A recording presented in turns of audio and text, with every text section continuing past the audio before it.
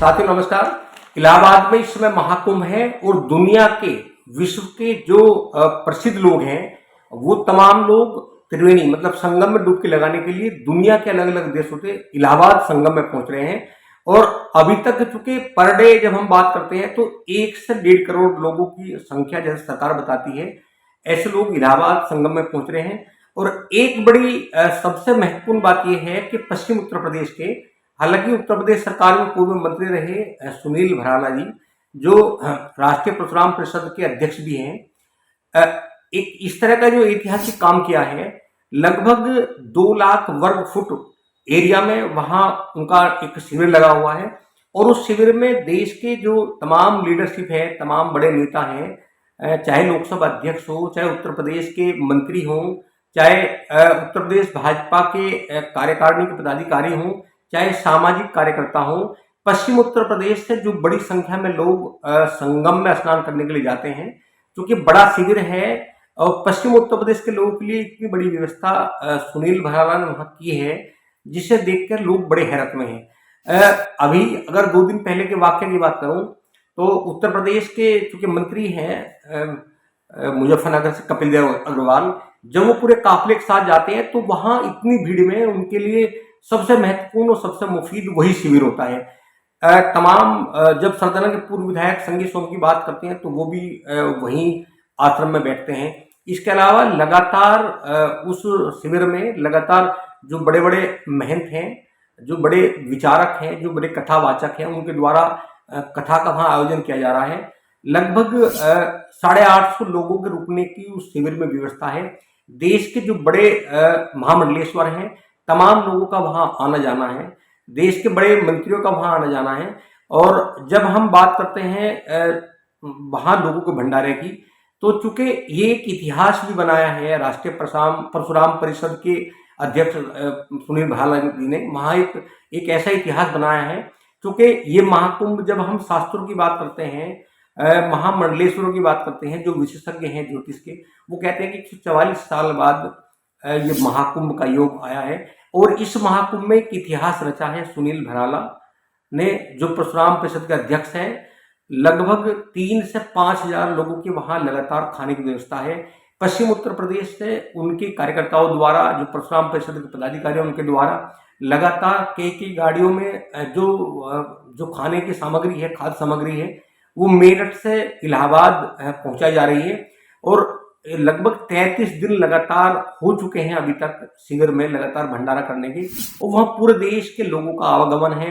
उत्तर प्रदेश के जो तमाम, चूंकि सुनील भराला लगातार उत्तर प्रदेश में वो मंत्री भी रहे, उनका प्रदेश के तमाम जनपदों में आवागमन आना जाना है।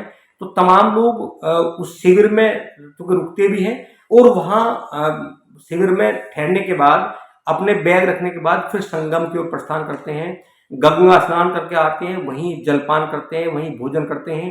इतनी बड़ी व्यवस्था करना बहुत हंसी मजाक नहीं है, ना हंसी का खेल है।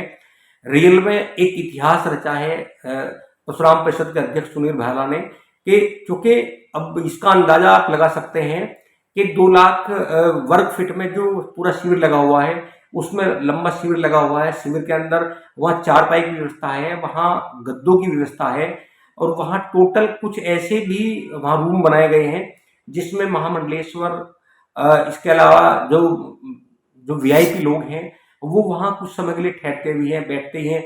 लगातार वहाँ पॉलिटिकल संवाद भी होते हैं और बीजेपी के बड़े बड़े लीडर वहाँ संवाद करते हैं, रणनीति बनाते हैं।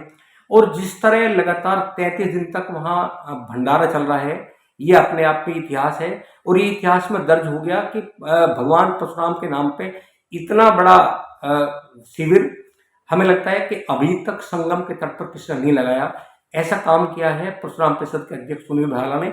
तो हम आपको झलकियां दिखाते हैं कि वहां देश के जो बड़े लीडर हैं वो वहां पहुंचते हैं, कथावाचक वहां पहुंचते हैं, वहां लगातार वो कथा का गुणगान करते हैं। और जिस तरह लोगों का वहां आवागमन है, लोगों की वहां भीड़ उमड़ी हुई है, और बड़ी संख्या में वेस्ट यूपी के लोगों के लिए वो एक ऐसा ठिकाना भी है, जब लोग रास्ते में परेशान होते हुए जाते हैं तो वहां ठहरते हैं।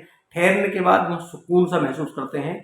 लगातार सुनील भराला वहीं जमे हुए हैं, वहां लोगों का स्वागत करते हैं, तमाम पॉलिटिकल लोगों का स्वागत करते हैं। जिस तरह लोगों के वहाँ रुकने की व्यवस्था है, वहाँ लोग जाते हैं।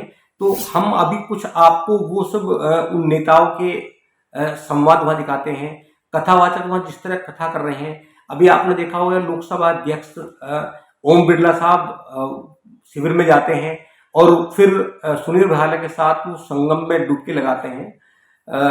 तो किस तरह वहाँ लोगों का आवागमन है, हम एक बार आपको छोटी छोटी वीडियो में झलकियां दिखाते हैं।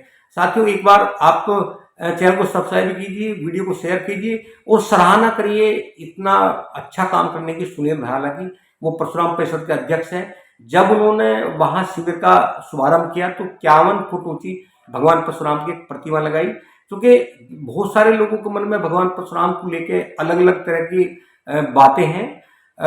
कुछ लोग कहते हैं कि भगवान परशुराम ने 21 बार क्षत्रियों का नरसंहार किया। ऐसा नहीं है, बहुत सारे लोग ऐसे हैं जो तोड़ने की बात करते हैं। भगवान परशुराम चूंकि वो जब वो युद्ध हुआ तो चूंकि राक्षस की कोई जाति नहीं होती, जब राक्षसों का संहार कोई पुण्यात्मा करती है तो हालांकि वो तो अवतार हैं और ये माना जाता है कि वो आज तक भी भगवान परशुराम हैं, अभी भी वो समाज है, समाज धरती में है और लगातार जिस तरह का वो अभी भी काम कर रहे होंगे तो उसका तो अंदाजा लगाया जा सकता है। लेकिन भगवान परशुराम उन्होंने राक्षसों को संहार किया है। पर्टिकुलर जब लोग जातियों की बात करते हैं तो ऐसा उस समय जातियों का कोई न दूर था, न उस समय कोई जातिवादी विचारधारा थी।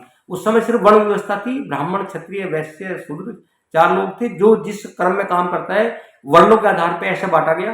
खैर ये बहुत लंबी बात है, तो बड़ा सब्जेक्ट है, लेकिन ये जरूर कहूंगा पुनः एक बार कि सुनील भाला ने जो काम किया है वो इतिहास में दर्ज किया है। और जिस तरह पूरे देश भर के लोग वहां आ रहे हैं, उनके ठहरने की वो व्यवस्था कर रहे हैं, सबके जलपान की व्यवस्था कर रहे हैं, ये बहुत बड़ी बात है। तो हम दिखाते हैं झलके, आप देखिए। प्लीज आपसे रिक्वेस्ट है कि चैनल को सब्सक्राइब कीजिए, वीडियो को शेयर कीजिए, कमेंट कीजिए और जिन्होंने इस शिविर को लगाया पुनः उन्हें एक बार धन्यवाद जरूर कीजिए।